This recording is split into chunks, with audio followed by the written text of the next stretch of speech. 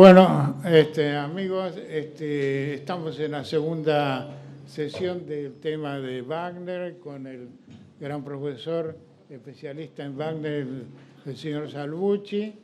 Espero que esta segunda charla le venga muy bien porque es un aprendizaje muy interesante que hicimos la vez pasada y que continúa hoy, y después la siguiente, que va a ser la última, y es un honor para nosotros tenerlo de nuevo acá.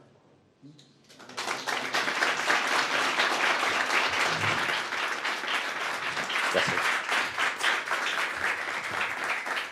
¿Puedo poner esto acá? Ahí está, muchas gracias.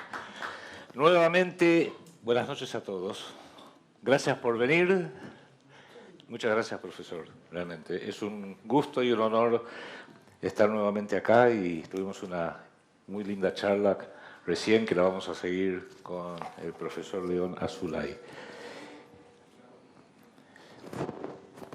Hoy voy a pedirle al operador del audio, hay algunos videos y audios más.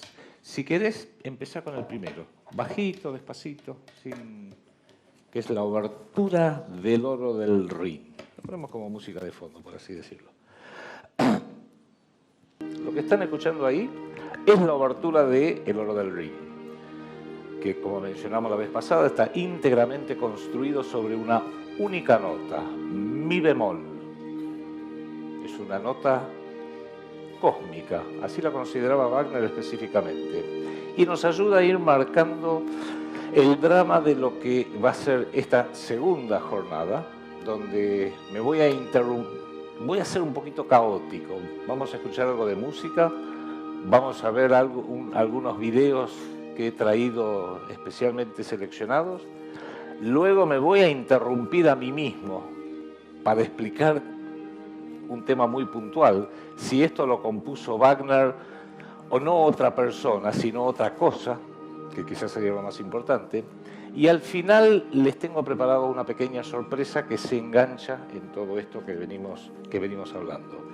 Lo que estamos escuchando, El Oro del Rin, es justamente porque marca el punto de eclosión entre el drama del mundo moderno, entre el oro como algo sagrado y el oro como algo profano, donde evidentemente ha perdurado o ha hasta hoy tenido su victoria lo segundo, el oro profano. En Wagner hay muchos objetos que tienen una importancia excepcional. No tenemos tiempo de mostrarlos a todos, pero por ejemplo está el oro, que de ser un oro sagrado termina siendo bastardizado para hacerse de un anillo con él. Vamos a ver ahora algunas escenas del Oro del Rin con el anillo, que el anillo, entre otras cosas, representa el ego, ¿no? Algo que gira, es circular, en torno a sí mismo. Es la separación de lo individual respecto del resto, el yo y los demás. Con lo cual es muy simbólico que el anillo del poder, el anillo maldito, sea justamente ese oro, pero ya transformado en anillo. Después hay otros objetos de Wagner que los vamos a ir viendo, bueno, los vimos un poquito la semana pasada y vamos a ir mencionándolos en la próxima jornada, que es la espada.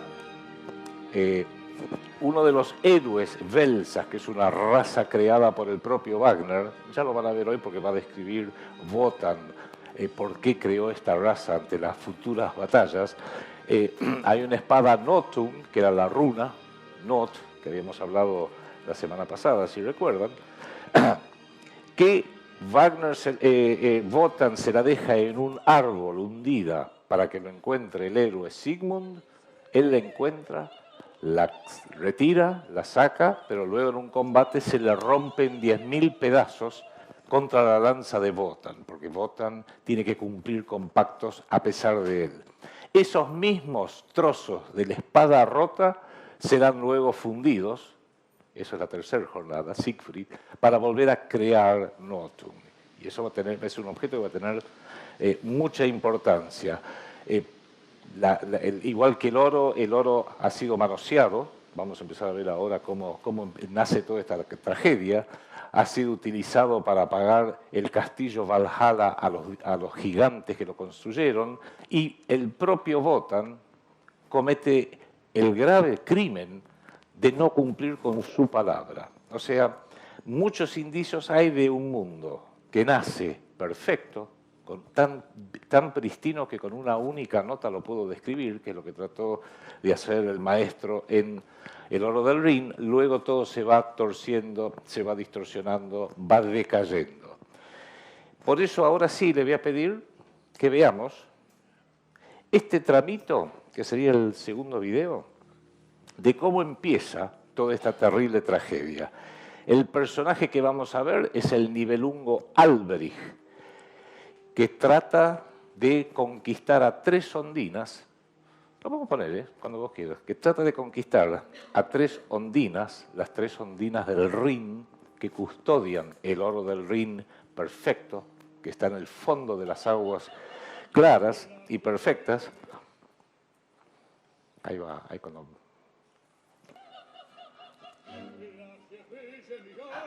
Dale volumen. Enamoradizo el hombre.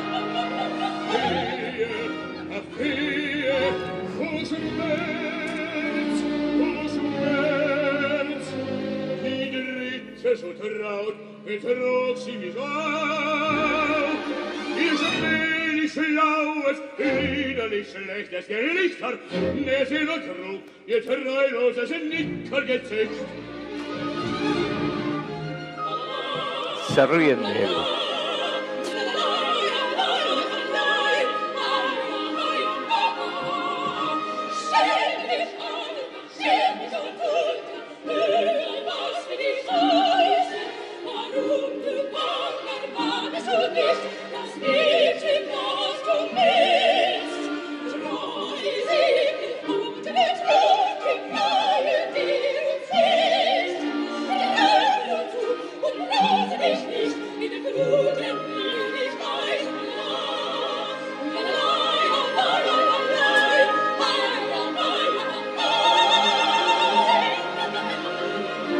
No sabe conquistar a una mujer y está muy enojado.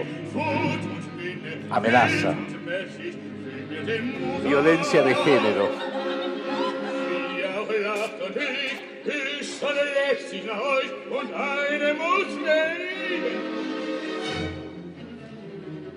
Pero se resbala, se cae, tropieza, es torpe, se ríen de él.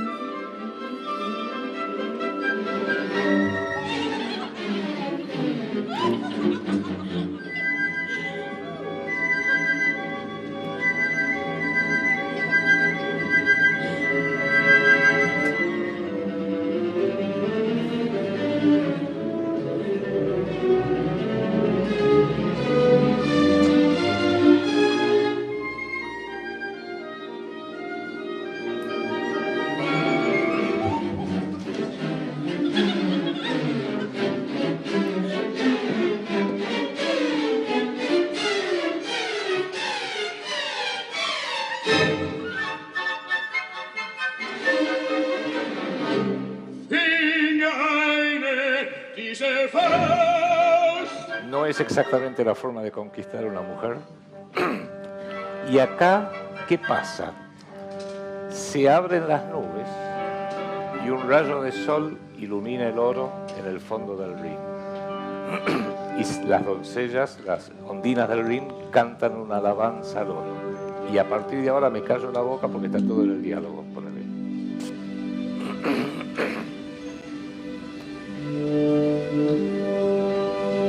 Mirá que viene fuerte,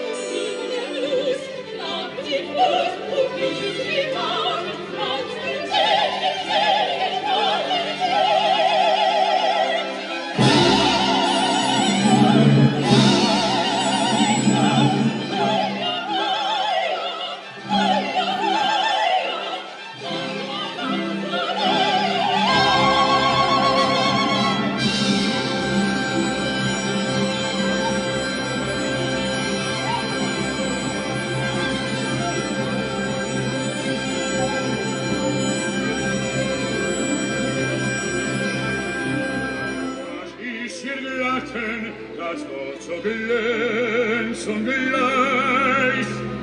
Wo bist du ein Heim, das von dein Gold dich so beherzt, nicht weiß der Heim und des Goldes Augen, das Mensch und Luft und Schnee, der Wasser tief, empfundigem Stern, der hier die Lug durchschämt.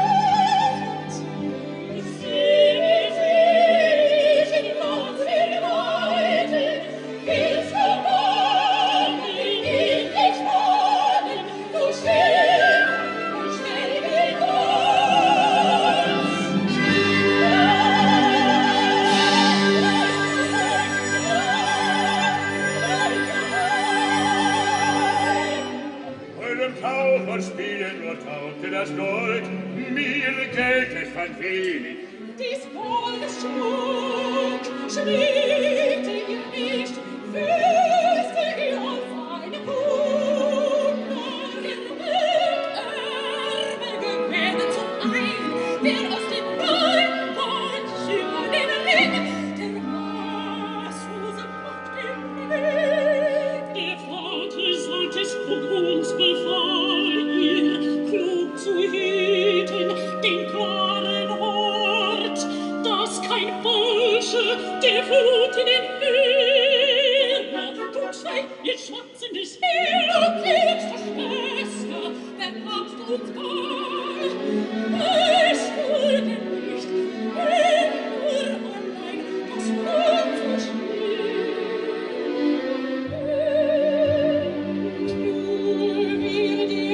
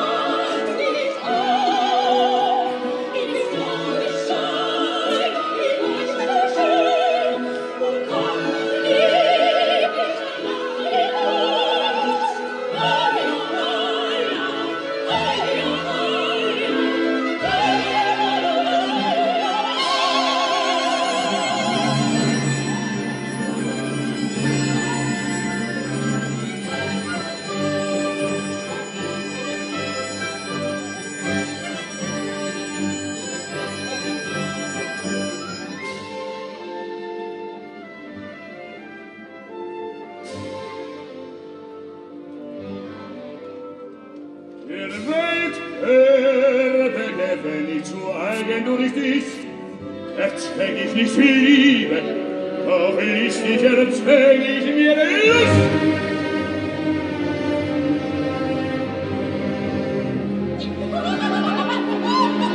Spartet dazu, denn ich nach dem Spiel.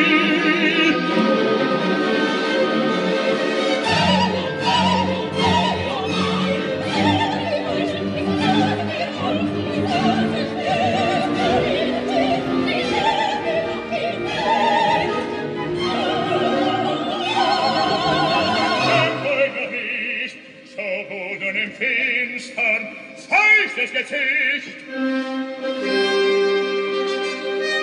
Das Licht löscht sich hinaus, wenn leise der Bericht das Gold spiele den Rechen in den Ring. Lässt die Flut,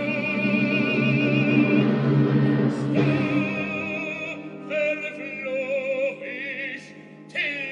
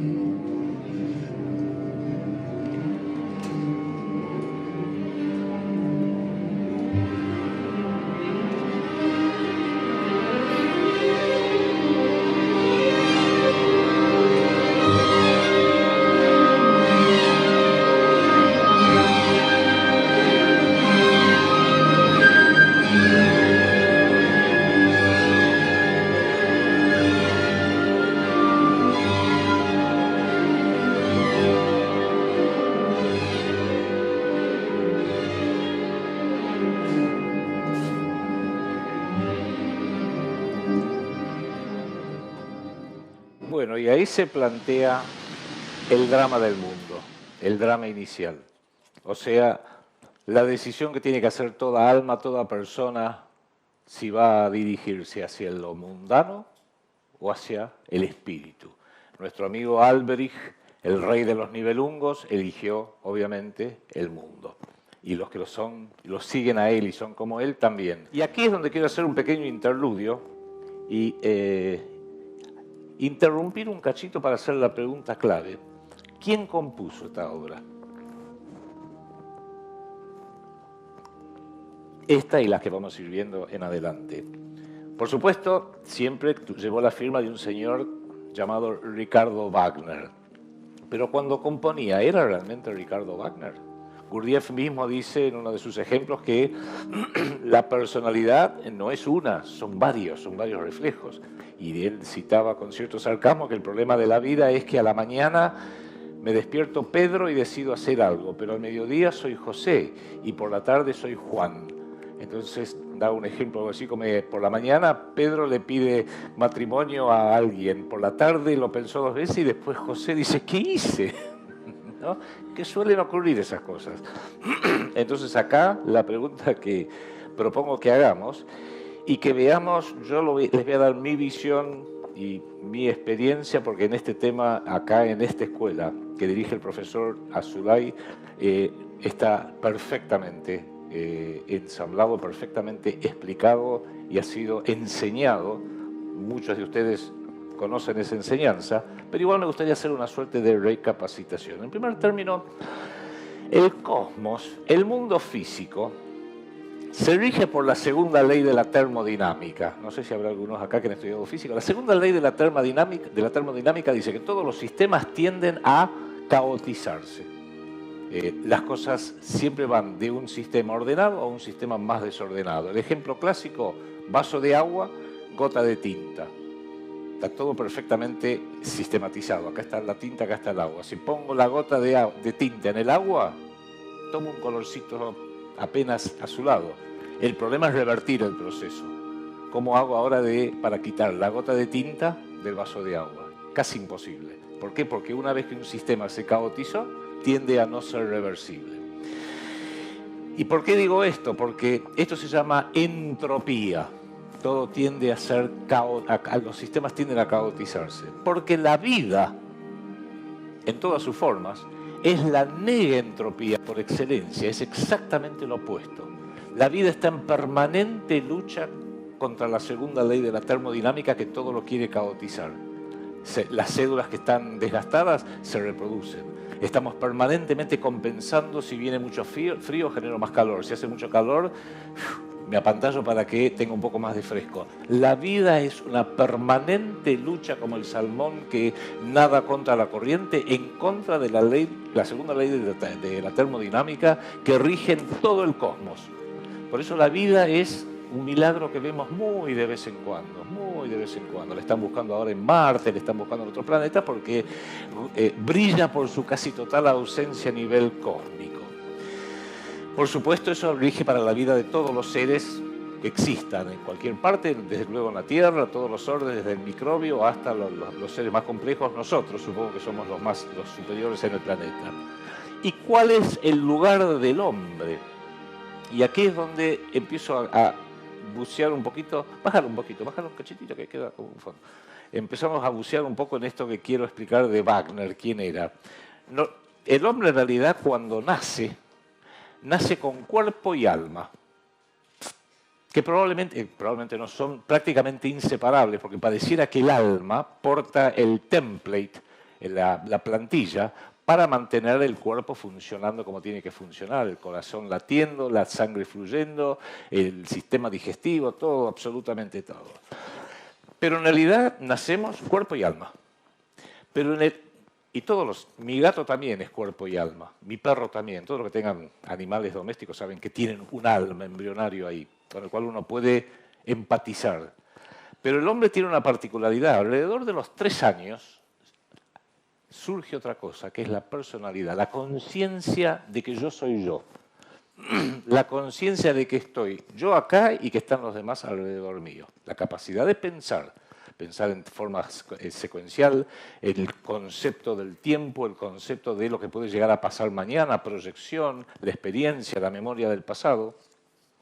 Y ahí es donde empieza el drama del hombre, porque en esa capacidad de pensar y de sentirse que yo soy yo, que es la personalidad, uno empieza a absorber y sistematizar y ordenar, mejor o peor, las cosas que recibe de afuera, de mamá, de papá, de los vecinos, de lo que aprende, de lo que lee, de lo que escucha, de lo que le enseñan, y se va forjando esto que se llama la personalidad, que viene, Jung lo explica, la palabra personalidad viene del latín personus, que era la máscara que usaban los actores en Roma, a través de la cual hablaban, la tragedia y la comedia, por ejemplo. Personus.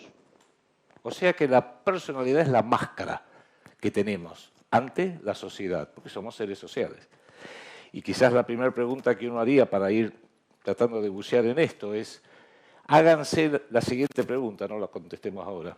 Traten de encontrar en sus mentes, en su experiencia psíquica, algo auténticamente de ustedes.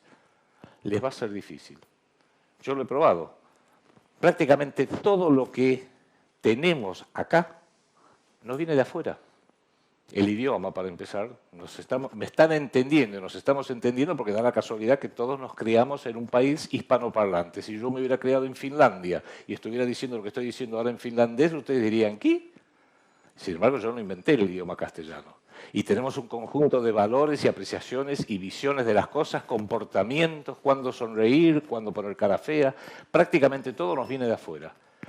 Realmente, muy tardíamente en el camino de la vida, uno empieza a sentir cosas que son auténticamente nuestras. Las opiniones políticas, las opiniones sociales, las opiniones estéticas, nos vienen de afuera. Opino que soy de izquierda, no, opino que soy de derecha, no, opino que soy de acá, no, opino que soy del otro lado. Me gusta esto, pero no aquello, me gusta aquello, pero no me gusta esto. Mayormente es aprendido, procesado y dentro de un rango muy acotado de opciones. Pero hay que preguntarse, no, pero yo quiero algo auténticamente mío, no que sea una opinión. La religión son, por ejemplo, católico o protestante o budista o, bueno, budista quizás no tanto, o islámico, porque nació en un entorno y le dijeron, esta es la fe, le vino de afuera. Y me lo dice un señor o una señora o un libro al cual yo tengo una confianza prácticamente providencial, entonces lo creo. ¿Por qué? Porque tengo fe de que así sea. Está bien, pero te viene de afuera. Te viene de afuera. La pregunta clave que hay que hacerse es, nombrame algo que venga auténticamente de adentro. Y ahí está quizás, y lo digo a propósito, la trampa del ego, porque el ego, que es un instrumento superior importantísimo, porque es lo que permite decirle al alma para dónde tenés que ir, para el oro que está en el fondo del Rin, o conviene mejor, porque así lo piensa Alberic. Primero empieza diciendo, el oro ese no sirve para nada. Hasta que escucha y dice, sí, claro, pero vos no sabés que el que se haga un anillo va a tener poder total sobre el planeta. Ah, sigo escuchando. ¿Y qué hay que hacer? Y tenés que maldecir el amor. Y si yo igual no lo puedo conquistar, pero con el anillo lo puedo comprar. Ajá, ahí empieza la tragedia de un ser claramente inferior, pero que tiene ego, que tiene personalidad, que la utiliza para un fin realmente catastrófico, porque a partir de esa escena que vimos recién, empieza todo el drama que termina en el ocaso de los dioses, que es la destrucción del mundo. ¿Por qué? Porque el ego, entre otras cosas, es el asiento de la voluntad. El alma no tiene voluntad, y les voy a decir por qué. Como el alma con la cual nacemos es eterna, y cuando nos morimos, cuando el cuerpo se desgasta, el alma migra a la siguiente ronda, y cuando ese cuerpo se desgasta, migra a la siguiente. Todo lo que es eterno no tiene apuro, tiene toda la eternidad. Y si no tengo apuro, no tengo mayormente una necesidad de utilizar mi voluntad para hacer algo. Si tengo todo el tiempo, tengo millones de años para hacerlo. La personalidad no. La personalidad sabe que está acá un ratito, un breve ratito. Por eso tiene que usar esa maravilla que es la voluntad. Que es decir, bueno, ya que tengo X cantidad de años, lo voy a aplicar o al oro sagrado o al oro material? ¿Qué voy a hacer con mi vida? ¿Qué quieres ser cuando seas grande, nene? La famosa pregunta que se empieza preguntando a todos. Claro, lo que seres superiores como Wagner entienden es que en realidad la función de la persona, del ego, es hacer que el alma trabaje para llegar a aquello con lo cual no nacemos, que es espíritu. El espíritu es Dios. El espíritu es la inteligencia cósmica que hace que todo funcione, que las cosas evolucionen como si que hay un orden implícito en el universo, íntimamente ligado a la vida, como la capacidad para fusionarnos con ese espíritu. Pero cuando nacemos no tenemos espíritu, tenemos alma y un cuerpo.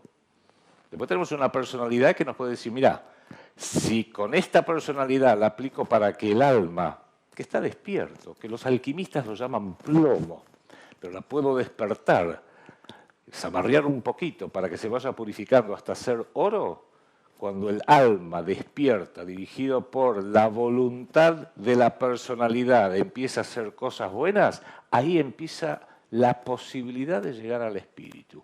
En realidad, los budistas dicen que lo ideal es integrarse tanto al espíritu que ya no haya necesidad de volver a encarnar. Uno es parte de eso. ¿Qué pasa ahí? Ya ahí no sé, me supera totalmente si quiere imaginarlo.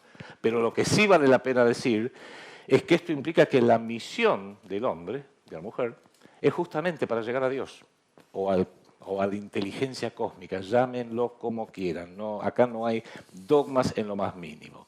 Entonces, el alma es lo que transmigra, el cuerpo no, y la personalidad tampoco. Por eso, rara vez alguien se va a acordar y va a decir, yo en mi vida pasada era Napoleón, nunca fue el panadero de la esquina, y yo era Cleopatra, nunca fue la que estaba limpiando, a lo mejor barriendo la calle, porque eso sí es fantasía. Porque en realidad, en la infinita economía del cosmos, como la personalidad no transmigra, se desaparece. Lo que sí va migrando es el alma, donde se van sedimentando las experiencias para bien o para mal. Y no es que haya un juez externo. Dejémonos de esperar que las cosas vengan de afuera. El juez es uno mismo. El juez es uno mismo. Entonces ahí es donde el alma solo va reencarnando en el nivel que le corresponde, o sea, el que se merece quizás desde el punto de vista de la moral del hombre, el que le corresponde según estas leyes que son prácticamente inviolables. Ahora, la psiquis y el cuerpo es interesante, y en esta época, y recién estábamos hablando algo tangencialmente con el profesor Azulay, más o menos el cuerpo vive hoy en día ¿cuánto vive la gente? 60, 70, ya quizá un poco más, 80, 90, se está extendiendo el plazo, pero tradicionalmente el hombre vive unos 72 años, que es exactamente 1 grado de un gran año.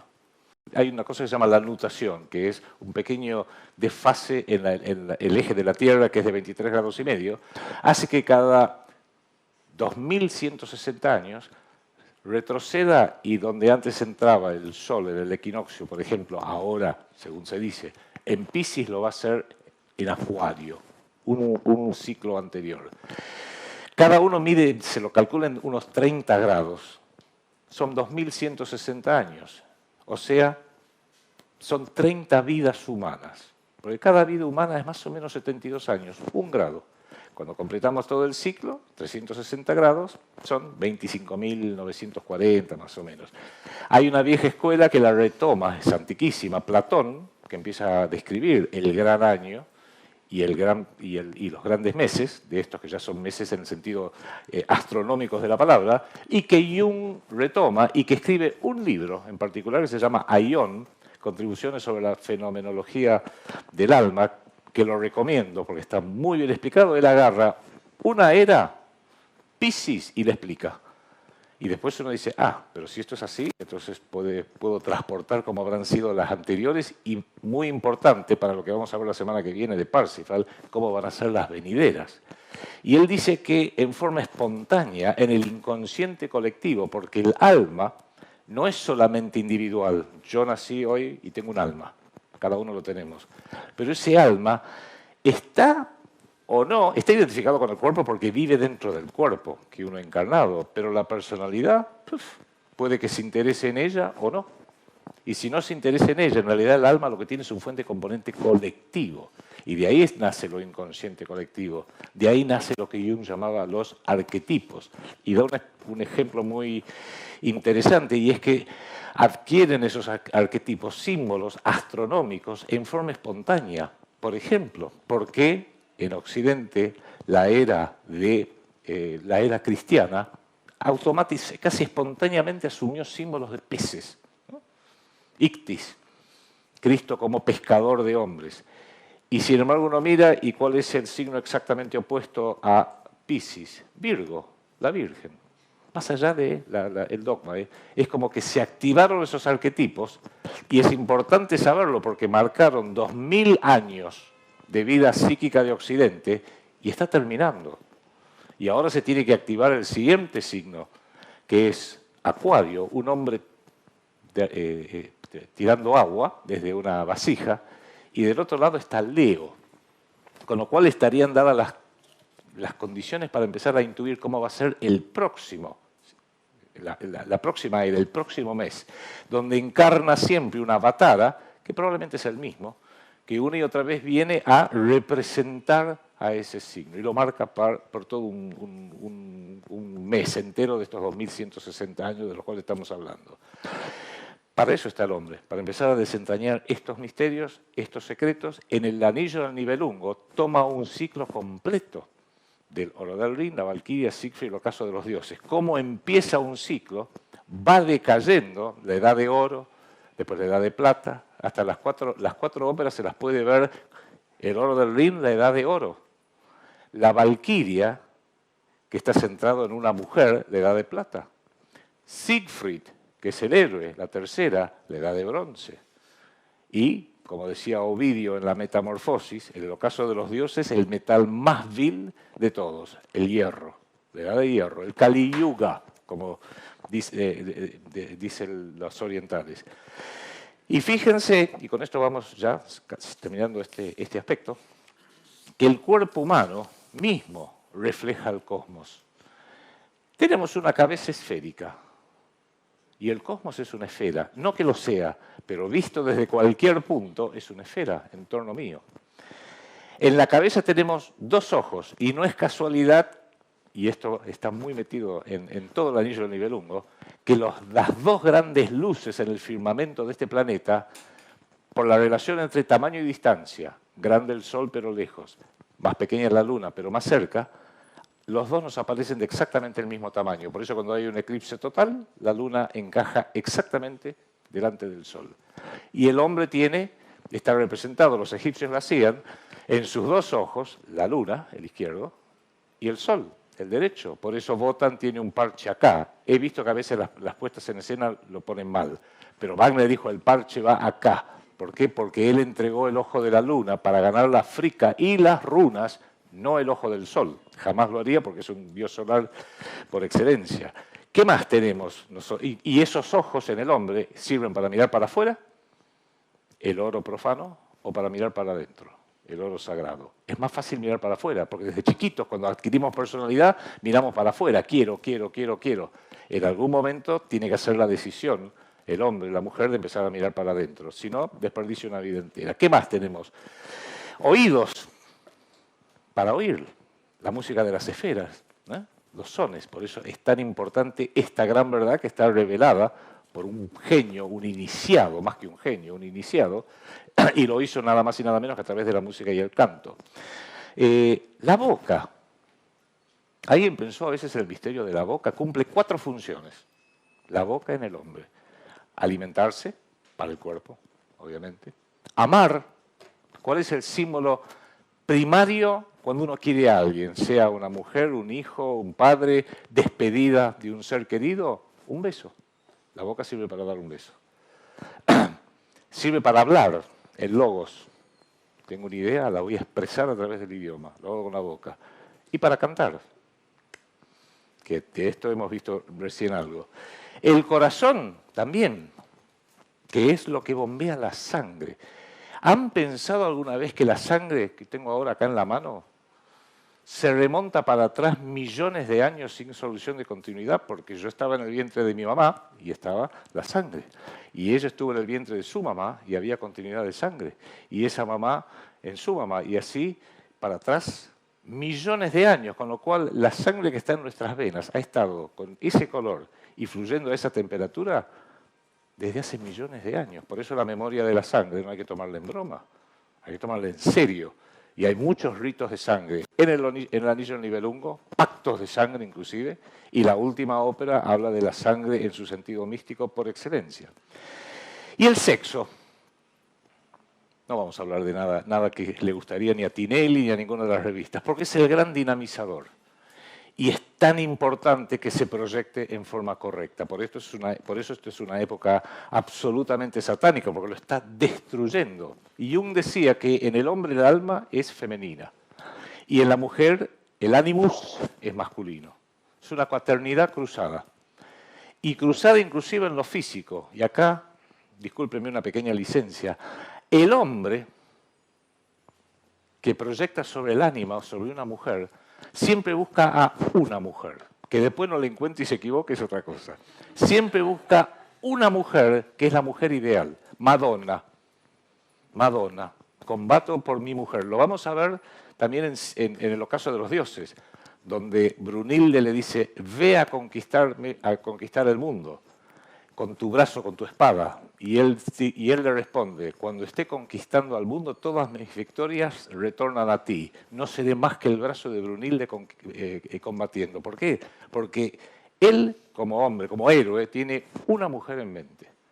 Ahora bien, en la mujer es exactamente al revés. La mujer proyecta en una multitud de hombres. Esto es Jung, ¿eh? Quiere uno, en el hombre, sí, para que no me tiren a mí, ahora se me van a pegar. La culpa es de Jung.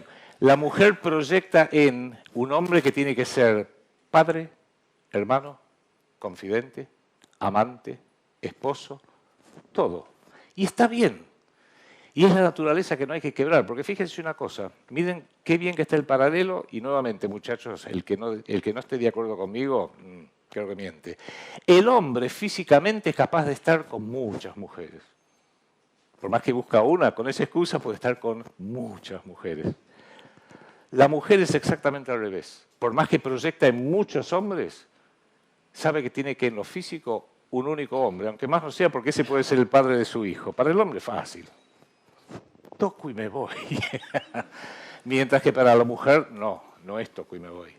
Entonces, Jung mismo propone que tiene que haber una cuaternidad perfecta, donde la proyección del hombre sobre esa mujer coincida y lo mismo de esa mujer sobre ese hombre. Cuando la proyección queda meramente en una atracción física, ¿qué es de los ojos? ¿O es de lo mundano? ¿O es de las opiniones? ¡Uy, qué linda que está esa pelirroja! ¿O qué bien ese tipo, qué exitoso que es? Estamos juzgando por cánones muy mundanos que inclusive se van desapareciendo y es una invitación a que haya muchos problemas. Entonces, cuando uno empieza a decir, bueno, empecemos a foja cero y de qué estoy hecho, se hace lo que debe ser la pregunta. La primera pregunta, la Urfrage, dirían los filósofos alemanes, que es, ¿para qué estamos aquí? ¿Por qué se ha ordenado el universo de esta forma? ¿Por qué tenemos dos ojos? ¿Por qué tenemos dos orejas, pero solamente una nariz? ¿Por qué la boca? ¿Por qué esto? ¿Por qué las plantas? ¿Por qué todo? Y a partir de ahí uno va dando cuenta, va amaneciendo despacito, que en realidad estamos aquí para llegar al espíritu, porque el espíritu no se regala, se conquista. Y ahí tiene que surgir el espíritu guerrero del cual habla una y otra vez Wagner, que los alquimistas lo dicen de otra forma. El alma está ahí dormida, es plomo. Hay que pasarla por el crisol, por el fuego, hay que cuidarla día tras día, semana tras semana, mes tras mes, año tras año. Está el alquimista en el crisol. ¿Para qué? Para quitarle las impurezas al plomo y liberar el oro, que es el símbolo del oro perfecto, el oro que sí nos va a llevar hacia la divinidad, el todopoderoso, como lo quieran llamar.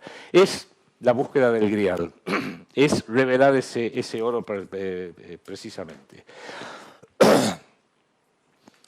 Y en esa tríada, cuerpo, alma y el espíritu, a tratar de lograr, Es interesante cómo la mente también opera en tríadas. Padre, Hijo y Espíritu Santo para los cristianos. Osiris, Isis y Horus para los egipcios de la antigüedad. Tesis, antítesis, síntesis para los hegelianos, para los que realmente cultivan el cerebro sobre todas las cosas. Padre, Madre, Hijo, Sol, Luna, Tierra.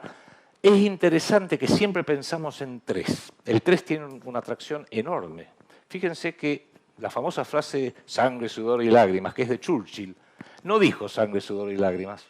Dijo sangre, sudor, trabajo y lágrimas. 4. Y sin embargo quedó sangre, sudor y lágrimas. Es como que casi lo editamos en forma espontánea, en forma intuitiva. Y ahí es donde está la otra maravilla de lo que es este instrumento fenomenal que solo los hombres tienen, los hombres y las mujeres, la raza humana, que es tener esta personalidad, esta conciencia de sí mismo, proyectar hacia el futuro, y es el libre albedrío de elegir una cosa u otra. Puedo dedicarme a las cosas del alma o puedo dedicarme a lo absolutamente material. Y ese libre albedrío es muy, muy importante, que es la gran metáfora del anillo del Nibelungo y del Parsifal que viene después, que creo que hay que siempre entenderlas las dos juntas.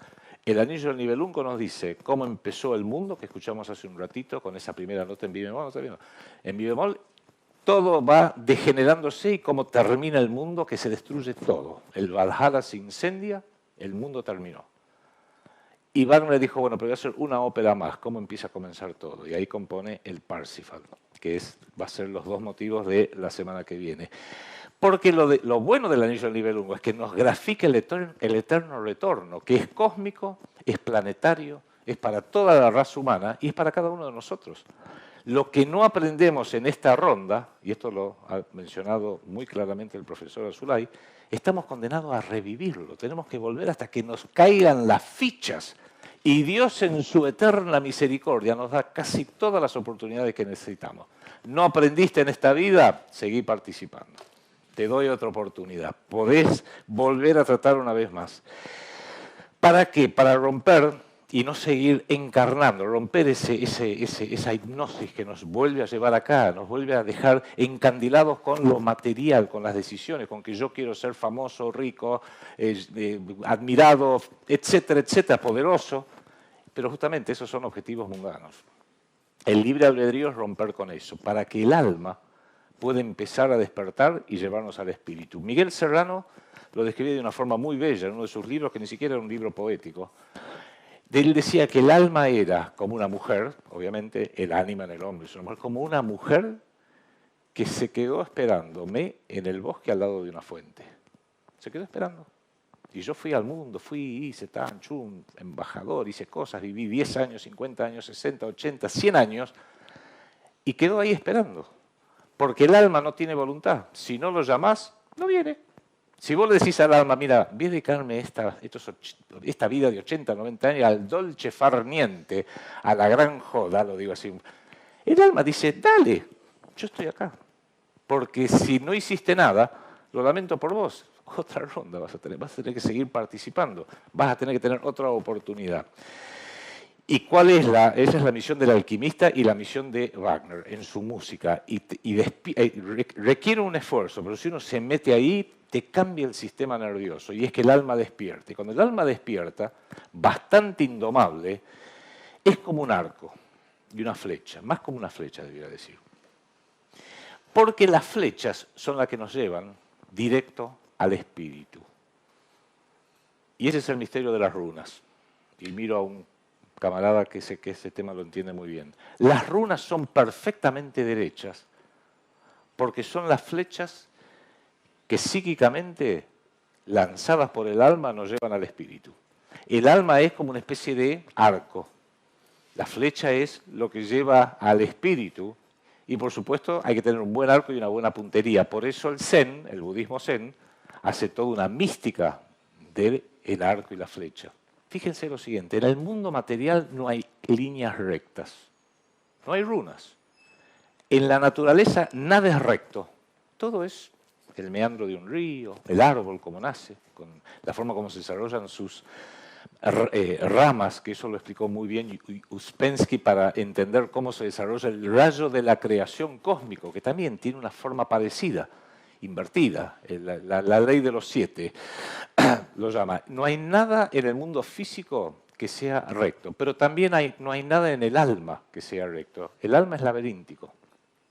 Ahí te pediría, el video 3, pero sin audio. Ponelo nada más. El alma es laberíntico y la personalidad que opera en el mundo, ni que hablar.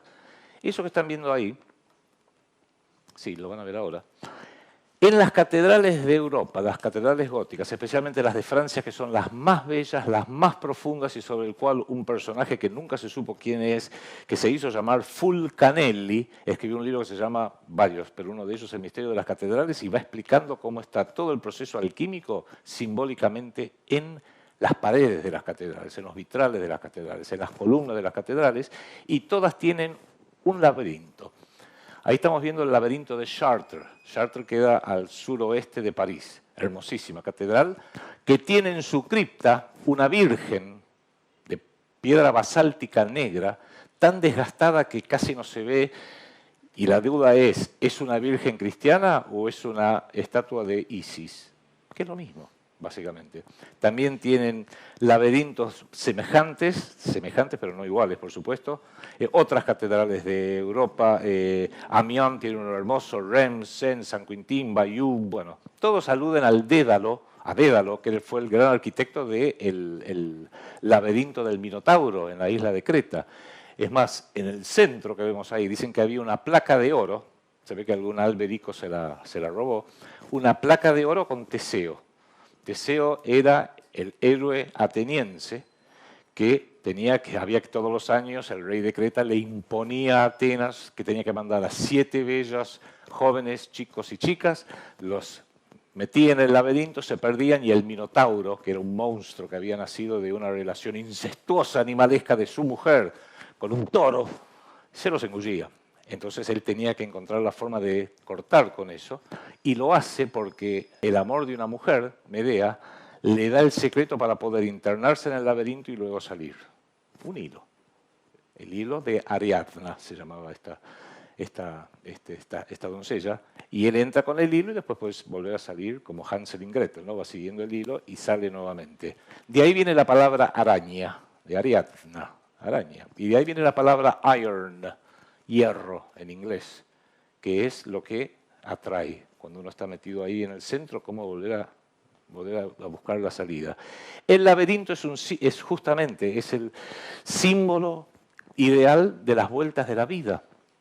Por eso siempre decimos, esto lo dice Juan Pablo Rey en algunos de sus videos, ¿qué es la vida? Y las vueltas de la vida. ¿Por qué? Porque la vida no es derecha. Ojalá lo fuera, no. La vida es un laberinto que nos lleva para acá. Creía que iba a hacer tal cosa y hago otra. Es como dice John Lennon, ¿no? La vida es lo que siempre te pasa cuando estás ocupado haciendo otros planes. Bueno, hay algo de eso respecto de lo que es lo laberíntico de la vida. Todo lo que tiene que ver con el espíritu, sin embargo, es rúnico, va directo al grano. Es el relámpago, el rayo que lo corta todo, el rayo verde, según la tradición iniciática, que lo corta todo y va directamente al grano. Y Gurdjieff explica muy bien esto, de por qué es laberíntico. Y lo hace con un sistema que alude, no hay que tomarlo literalmente, a las notas musicales. Que algunos que hayan leído, sí, hay uno de los libros de él que en este momento no le tengo exactamente el título, pero hace todo un análisis siempre en base a la música. Y él dice, esta es la escala musical. Do, re, mi, fa, sol, la, si, do. Pero fíjense una cosa. Do. Siguiente nota, re, derecho. Mi, derecho. Pero ¿qué falta entre mi y fa? Un semitono. Entonces ahí se tuerce.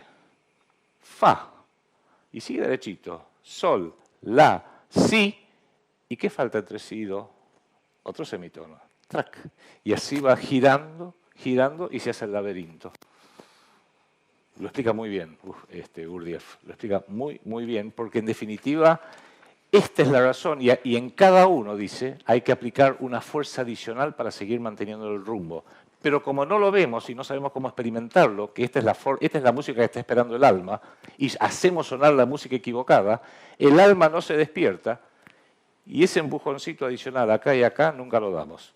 Y decimos, pero la pucha, tener 20 años otra vez, la pucha, qué lindo sería, cuántas cosas no volvería a hacer.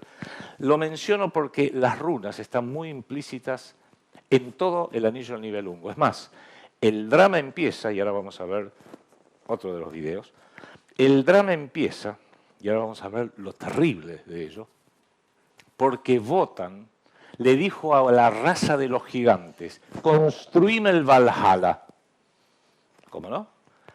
¿Qué quieres como pago? La diosa de la belleza y del amor, Freya, la Venus germana. Ningún problema. Llega el día de pago. ¿Por qué le dice que sí? Porque Loge, van a ver acá, es un personaje muy especial. Loge es Mercurio. Loki. En el panteón sueco, pero en realidad él lo hace llamar Loge. Es una especie de embustero, pero no, es un interlocutor, es el dios del comercio. ¿Qué es el comercio? Es una mentira mutua. Yo te quiero vender esto y te digo 1.000 pesos. No vale 1.000 pesos. Vos me lo querés comprar y me decís, te ofrezco 200. Tampoco vale 200. Ella sabe que vale más, yo sé que vale menos. Entonces empezamos a negociar y nos encontramos en un punto medio, negotium, donde yo sé que no vale 1.000 y termino transando en 7.50. Y ella dice, y sí, 7.50 puede ser. Y ahí, o sea, el negociante es un mentiroso consuetudinario.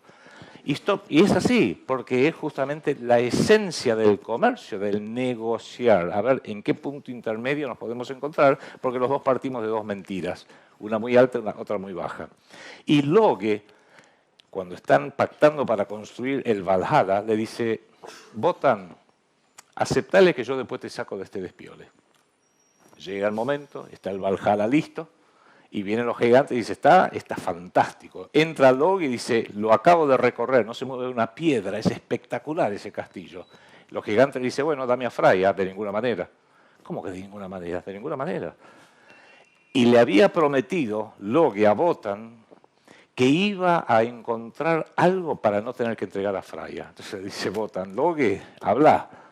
Recorrí el aire, el tierra, mar, todo lo... No hay nada más valioso que el amor de una mujer.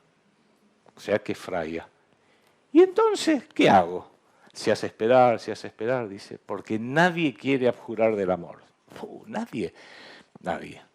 Solo uno conozco, el muchachito que vimos recién, que para tener el oro que da poder universal, abjuró del amor.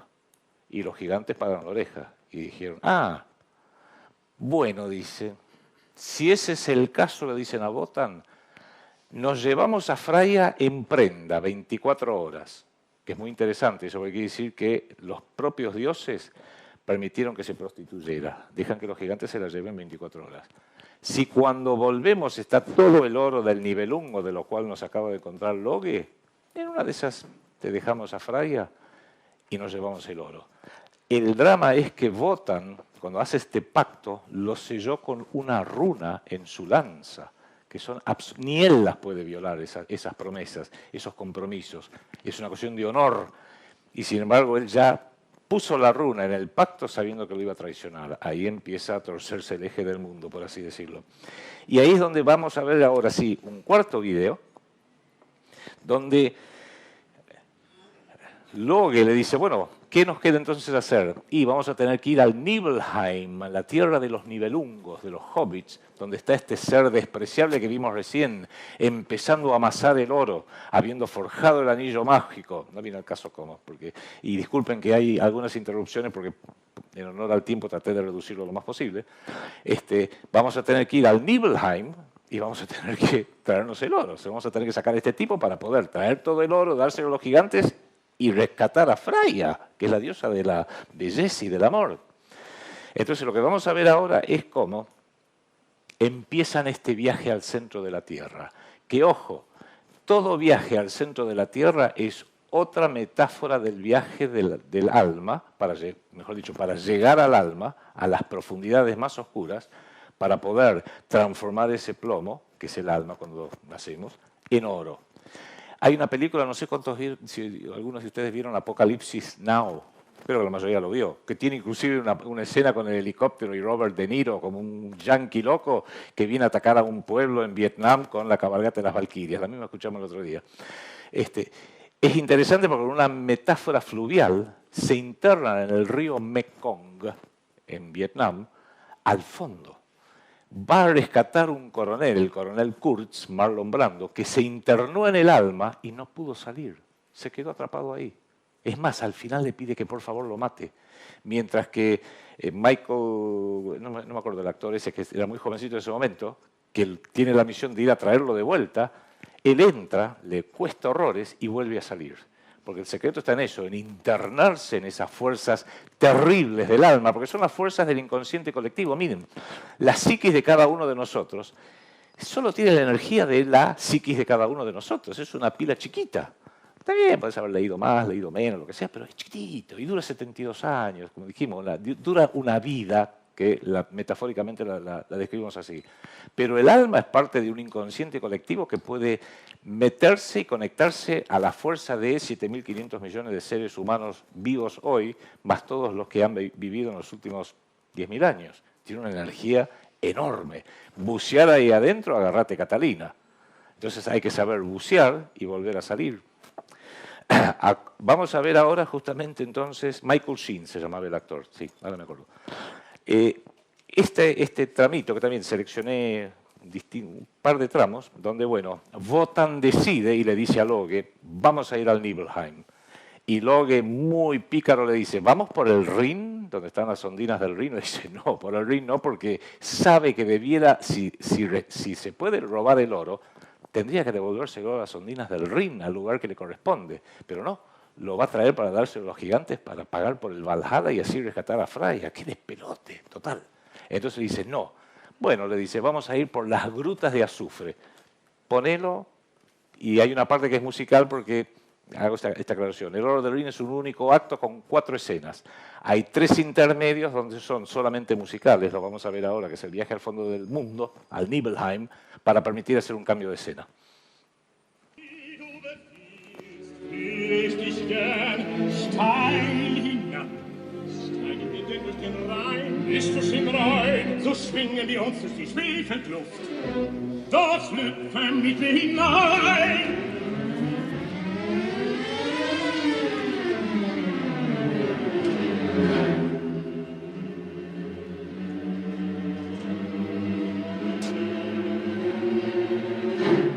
Wir wandeln halt bis Abend hier, verlorene Jugend,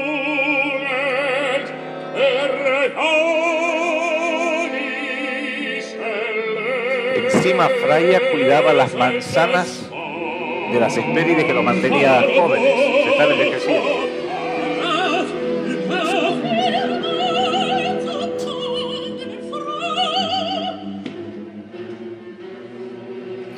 Ahora van a ver lo que es el país de Alberich, de Nibelungo.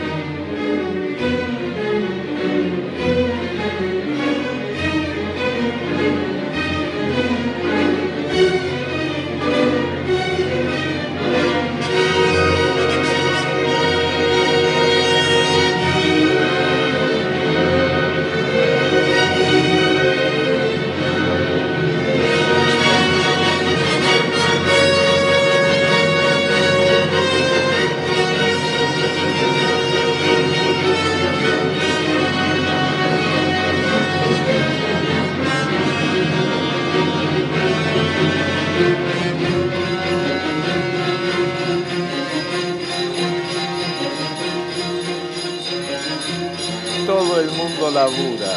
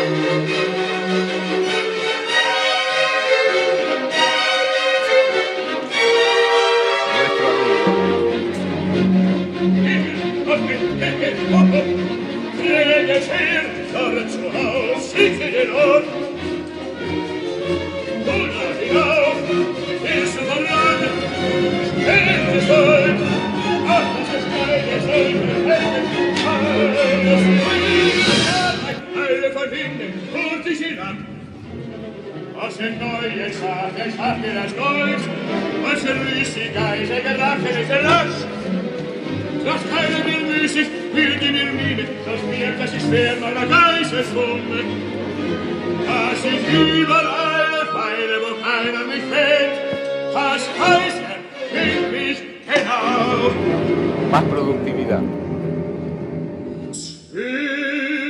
Zögert ihr noch? Zaudert Vulgar!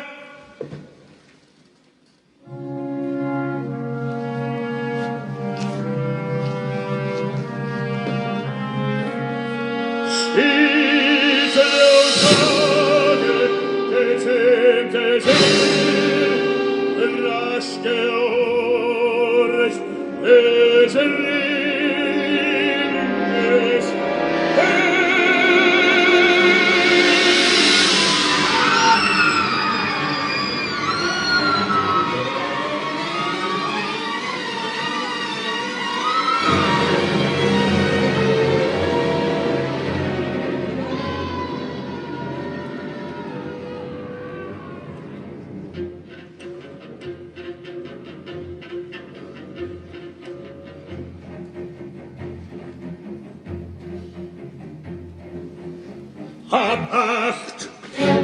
Hab Acht! Denn dient ihren Männer erst meiner Macht, eure schmucken Frauen, die mein Verein verschmäht. Sie zwingt zur Lust sich der Zwerg, lacht Liebe ihm nicht. Habt ihr's gehört? Habt Acht! Habt Acht! Vor dem nächtlichen Heer! Es zeigt es Niedrungen auf aus dunkler Tiefe zur Wohnung! Ist befreit! Also schießt den Ort! Welches euch Namen hier ist gelobt, lass an, lass. Hasse mir schon, und will ich warten, wer es nicht kommt. Aber der Käse tut es euch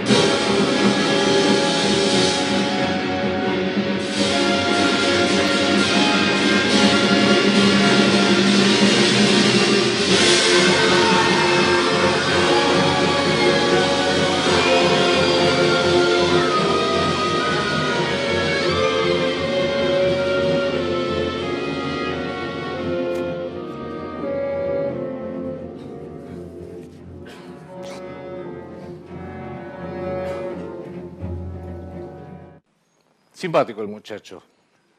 Cualquier semejanza con el mundo moderno, soviético o capitalista, no son meras casualidades. Y acá es interesante mencionar otro concepto que creo que nos puede servir un poco a todos. Y es de la misma manera, y acá vemos los resultados catastróficos de lo que voy a decir. Si el mundo, el cosmos, se rige por la segunda ley de la termodinámica y es entrópico, pero no lo critiquemos porque Dios lo creó así, al fin y al cabo, y sus buenas razones tendrá, y la vida es negentrópica, es justamente compensar, estar en permanente lucha, combatir permanentemente como el salmón que va contra la corriente, contra estas fuerzas que tienden a disolverla. Hay un paralelo en la vida psíquica. Justamente la personalidad, el ego, la voluntad, el libre albedrío de la voluntad es para compensar todo lo negativo también en la vida psíquica que nos viene de afuera. Y hoy nos viene todo negativo, mucho por lo menos de afuera, de los señores que conquistaron el oro, hicieron el anillo y lo usan en contra de sí mismos y lo usan en contra de todos nosotros. El amigo Wagner esto lo hizo de una forma eminentemente estética, aprovechando un relato. Todo lo que les estoy mencionando, no hay ninguna obra de Wagner escrita, porque escribía sobre música básicamente y sobre temas sociales, no hay ninguna que diga lo que estoy diciendo yo. Aclaremos, ya lo dije al principio, a la otra vez, es mi interpretación, porque justamente las obras iniciáticas no vienen con el manual de explicación, no vienen con el manual del usuario. Esto quiere decir esto quiere decir lo otro. En alguna medida el desafío es que cada uno lo vaya descubriendo, lo vaya averiguando y encuentre cosas que inclusive el propio compositor, el propio creador, quizás no tenía la intención de meter, porque, y esto es muy importante, yo creo que cuando se sentaba al teclado del piano, Wagner se retiraba, se iba a descansar un rato, y era otra cosa la que estaba ahí. Estaba componiendo, estaba haciendo, se estaba dejando inspirar, estaba manifestando estas verdades absolutas, tan profundas que me imagino yo, no me consta, que se debe haber quedado sorprendido el propio Wagner al escuchar su obra después en el teatro. Pero bueno, era eso, era algo distinto. Por eso a veces planteo la pregunta, ¿era realmente Wagner? Sí, físicamente sí, el cuerpo era de un tal Ricardo Wagner. ¿Era un medium? No sé. ¿Era otro? Tampoco lo sé. Es un misterio a develar, y especialmente porque para llegar a esas runas que tienen que llevar al alma, gracias a las decisiones de la personalidad, a la fusión con el espíritu, no hay un solo camino, quizás hay millones. Gurdjieff explica que había 3 caminos tradicionales básicos. Uno era el camino del cuerpo, el hombre que disciplinaba el cuerpo, el fakir, ¿no? Que se ponía las manos así durante 15 años y las uñas pasaban del otro lado, o que podía vivir, podía acostarse sobre una cama de clavos, o podía vivir prácticamente sin alimentarse. O los tibetanos, los monjes que tienen una tradición que se sientan en la mitad de la montaña, se hacen cubrir con una manta llena de agua que se congela y luego la derriten con el calor del cuerpo. Vas a saber cómo lo hacen. Quizás el camino del cuerpo es el camino del guerrero, que hoy ya no se puede ser guerrero porque ya no tiene sentido ser guerrero en lo físico, pero el guerrero que iba y luchaba, el cruzado, el bushido en Japón, es con su código de honor, donde siempre sabe que elige la muerte antes del deshonor, porque justamente el honor es lealtad, lealtad hacia el rey, hacia el ideal, hacia lo que sea, hacia la donna, hacia la mujer. También estaba el camino de la fe, el monje, que no disciplina el cuerpo, quizás no usa demasiado la mente, pero el monje sí, es el relato, la emoción, lo emotivo. Si el del cuerpo, obviamente, está centrado en el cuerpo, el de la fe está más centrado sobre la emoción, lo emotivo, la imagen de Cristo. Hasta el chamán podríamos decir que hay algo de eso, y hay que respetarlo, por más que uno no lo comparta, porque el mismo relato, y lo vamos a ver en Parsifal, que es lo más patente, donde Wagner, por ejemplo, o Shakespeare también en su obra, describe el camino del alma, uno de los mejores relatos es el relato crístico, los 4 evangelios. Yo si me tuviera que quedar con solamente 5 libros en una isla desierta, uno sería el evangelio. Y no porque sea católico practicante, ni mucho menos. Porque el relato, si uno lo profundiza, es exactamente el mismo relato. Tenemos que portar la cruz, dejarnos crucificar. ¿Para qué? Para después justamente poder ascender y sentarnos a la diestra de Dios Padre. El problema es cuando el dogma se torna en forma literal. Y no critico que los padres de la Iglesia al principio dijeran, vamos a decirle a todos estos cristianos brutos, estamos hablando del siglo I, a todos estos cristianos brutos que se acercan, que en realidad hay una única vida. Así que aprovechala, flaco, porque si no lo veían así, como para que el libre albedrío y la voluntad se dirija hacia el espíritu, y van a decir, pero pará, si tengo un montón de vida, la próxima compenso, ahora la paso bien, ya tendré otra, y si no la siguiente. En cambio, si te dicen, no, hay una única, y te vas para arriba o te vas para abajo, era una forma de decirle al hombre o a la mujer más primitiva, no te desvíes, porque si te desvías es malo. Pero por supuesto yo personalmente creo que ya no necesitamos una guía tan, casi diría, espero no molestar a nadie, infantil del dogma, porque el dogma, insisto, viene de afuera, alguien lo preparó y no surge de nosotros. Y la tercera vía de Gurdjieff era el intelecto, el investigador, el Hamlet, Fausto, que abre con el prólogo de Fausto, donde él está estudiando todos los libros de alquimia, de astrología, para ver cómo llegar a este mismo milagro. El alquimista por excelencia es el hombre de intelecto. Estudia a ver cómo hacer este simbólico, ¿no? Cómo hacer todos estos crisoles, estas llamas, la tengo que prender, pero la tengo que prender el fuego no en cualquier momento, en el momento propicio por los astros, tengo que estudiar astrología. Y lo que propone Gurdjieff justamente es la cuarta vía, que es todas estas juntas, cada una en la proporción según el sello con el cual uno nace, según el signo en el cual uno nace, según el tiempo en el cual uno nace. Por algo estamos acá en 2017, no en 1017. Recién estábamos hablando con León. Él y yo hacemos lo que hacemos porque somos hijos del 2017. En el 1017 hubiéramos ido por otra vía, a lo mejor seríamos monjes, yo por mí digo, ¿no? Hablo por mí. A lo mejor hubiera sido monje o monje guerrero, con espada. Hoy no tiene sentido. Hoy la lucha justamente, y para eso está el proyecto Segunda República, es la primera vez que lo menciono, está justamente para ser combatientes, feroces, inclaudicables, donde el honor máximo es la lealtad hacia una idea, más allá de una idea que tenga un sello. ¿Por qué? Porque la lucha hoy en día no es física. El enemigo está luchando en forma física. Y en lo físico lleva todas las de ganar. En las del alma lleva todas las de perder. Fíjense una cosa extraña. El enemigo hoy tiene todo el poder, pero no tiene tiempo. Se le termina el tiempo porque se termina la era de Piscis. Ya está en los últimos estentores. Nosotros tenemos nada del poder y todo el tiempo del mundo. Prefiero eso. Y lo que hagamos en esta vida va preparando cómo va a ser la siguiente ronda de cada uno de nosotros. Así que ojo, ¿no? Último que vamos a poner, y después les tengo una pequeñita sorpresa, que es el video 5. Así termina El oro del Rin. Es la obra más nutrida de Wagner, es la más corta de las cuatro del Anillo nivel 1, pero es la que tiene la mayor cantidad de episodios, de cosas que van ocurriendo. Presenta ya en esta obra el 80% de todos los leitmotiv, que después se salen repitiendo, etcétera, etcétera. En este caso les voy poniendo los leitmotiv abajo en una parte para que vean cómo se van estructurando. Ya le robaron el oro a Alberich, le robaron el oro y el anillo. Se quedó el enano con una bronca terrible. Le afanaron el oro y el anillo porque obviamente votan, sí, tiene el poder, se lo lleva a través del engaño. Les voy a contar cómo. Uno de los objetos que tenía del tesoro del nivel 1 era un yelmo, el yelmo que le permitía la invisibilidad, ejercer el poder desde la invisibilidad con un yelmo de oro, pero también cobrar la forma que quiera. Y esa forma puede ser la de un dragón, y Loge, muy pícaro, le dice: ¿cómo haces para proteger este oro? Puedo adoptar la forma que quiera que asuste a la gente. Por ejemplo, puedo ser un dragón. ¿En serio? Sí. Y entonces se pone el yelmo, Alberich, y se transforma en un dragón. Y Logia se da cuenta que está aterrorizado por Dios. ¡Qué espanto terrible! No, está asustado. Wotan lo mira de un costado y se ríe.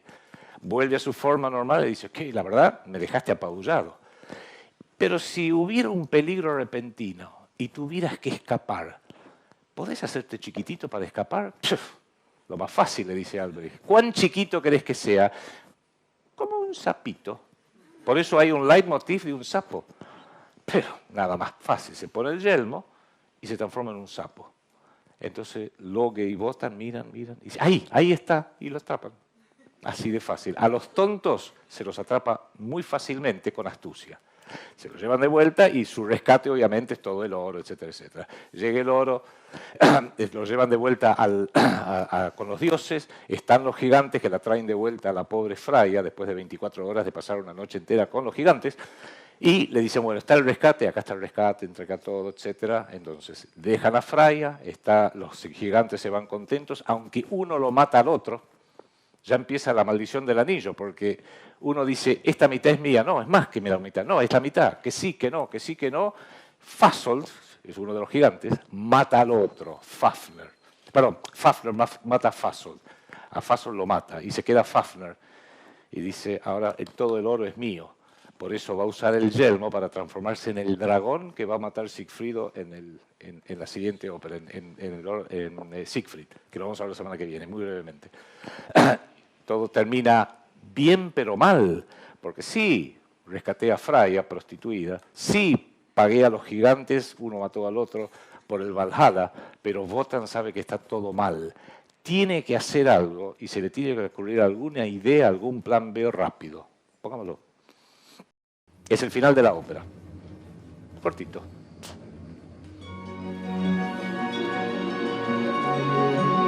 Para llegar al Valhalla se llega a través de un arcoíris, obviamente. Ese es el leitmotiv del arcoíris. Ya lo van a ver.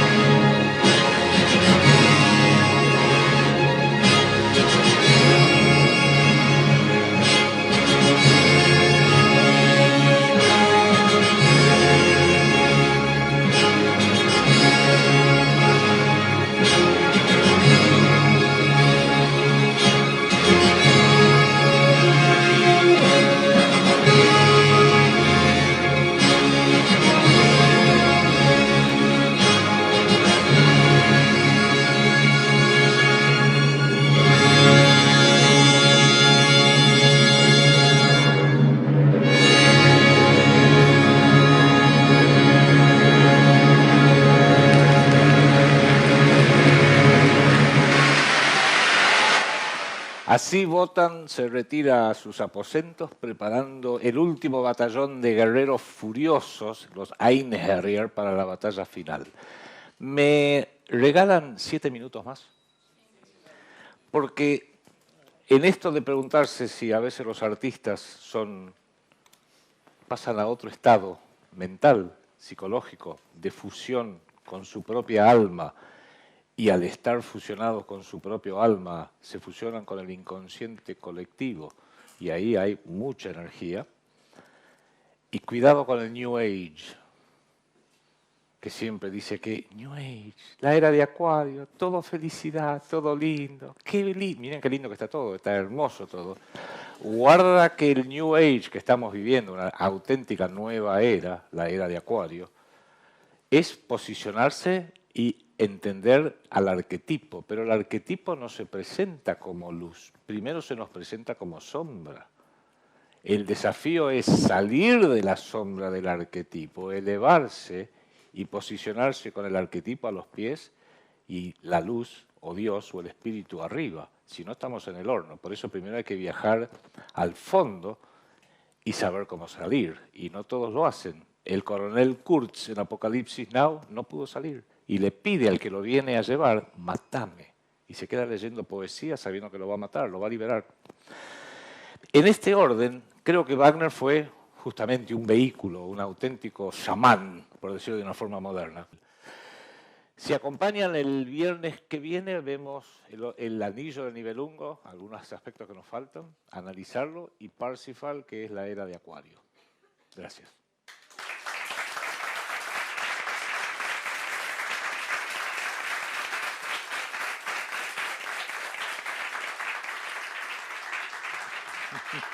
Gracias, gracias maestro. Muchísimas gracias. Muchísimas gracias. Yo quería terminar diciendo lo siguiente. Así como nosotros trabajamos en la escuela despertando la mentalidad de los jóvenes y ellos también la mentalidad de los jóvenes para las nuevas generaciones, nosotros ya que hemos pasado, hemos hecho nuestra misión, hemos cumplido y los jóvenes que son todos ustedes tienen que despertarse a esta verdad de esta nueva época histórica y todos entonces cuando despertemos lucharemos por el hombre que vendrá de la era de Acuario. Muy bien, muy bien. Muy bien, muy bien. Gracias, gracias, gracias. Muy bien, realmente.